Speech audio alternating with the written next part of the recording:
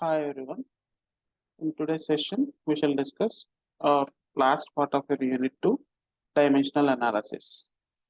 So, in this, we shall learn about introduction to dimensional analysis and what are the different methods for finding the dimensionals and Buckingham pi theorem and dimensional analysis for free and forced conventions. So, first of all, what do you mean by dimensional analysis?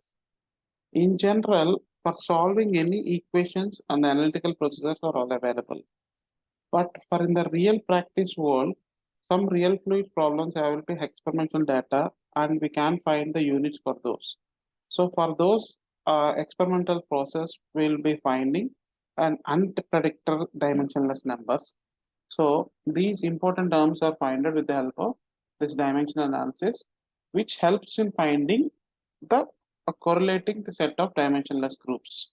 So for that, we have to take consideration of dimensional homogeneity and dimensional variables, dimensional constants, and pure constants. Dimensional variables are those quantities which varies during the case and can be plotted against each other. Dimensional constants are the constant held throughout the process, but they may vary from case to case. And the pure constants have no dimensions. So the methods for dimensional analysis are of two kinds. One is Relay's method and the other is Buckingham pi theorem method. So Relay's method is the oldest technique. Right now it is not available, not at all usable. So we'll be having with only Buckingham pi theorem. So what do you mean by Buckingham pi theorem?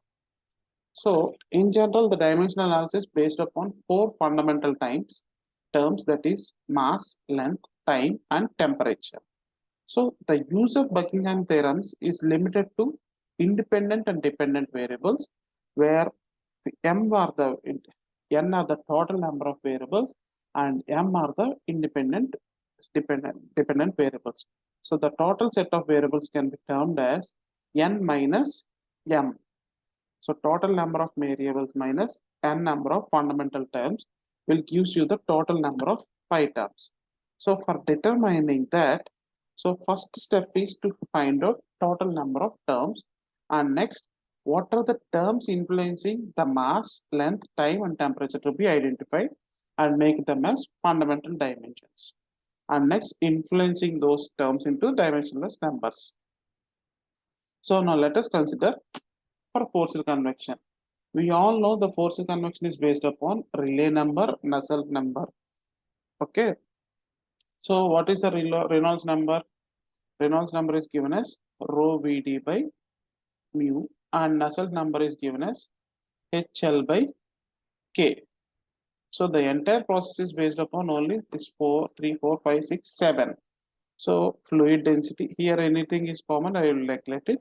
So fluid density rho, dynamic viscosity.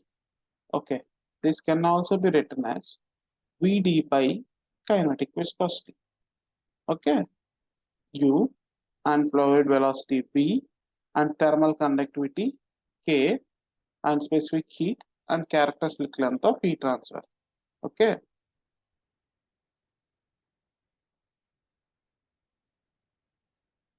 So now I will merge up all these equations. So total number of variables are rho mu V K C P into D. So H F is equal to H rho U V K C P D. So the fundamental terms I am taking as, we have to take four fundamental terms. So I will be taking the four fundamental terms which are not repeated, and the repeated will be fundamental of physical. So I can take it as diameter because it is a base fundamental term. With respect to mass, I will take it as density. Okay. So here I am taking the fluid velocity, thermal conductivity, and characteristic length. So here you can see viscosity, thermal conductivity, velocity, and diameter. So with respect to those are fundamentals, and the remaining term is H, rho, and Cp. So the first pi term can be written as mu power A, K power B, V power C, D power D, H. We all know the physical terms. For the pi 1, I don't know what will be the fundamental dimension. So m power 0, L power 0, T power 0, theta power 0. For mu, I got it as m L power minus 1, T power minus 1. and k ml t power minus 3 theta power minus 1, velocity meters per second, that is L t power minus 1, diameter L, and h m theta t3 minus 3 theta power minus 1.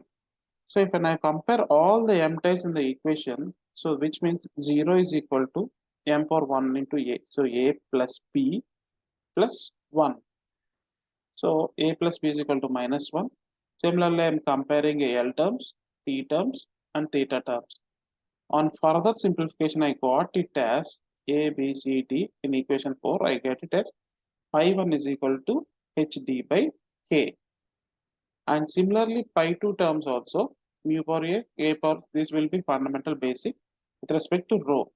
Rho units are kg per meter cube, that is ml power minus 3.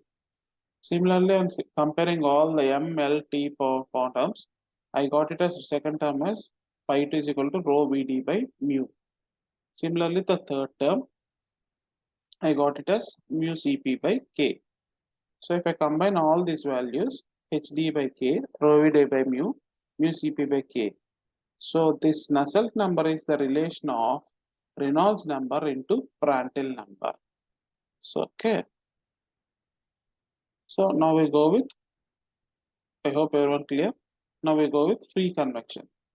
Similarly, we will be taking whatever the parameters that is will be based upon Rayleigh number and Nusselt number. So I will take all the properties and all the symbols. I have taken the dimensions units, and I have taken the fundamental terms and basic terms. And on further solving, I will get it as nu is equal to c power c into pr power a gr power b. Okay, we shall practice it, or you try to solve this, so which will be for easy for your exams. Okay, these are your questions.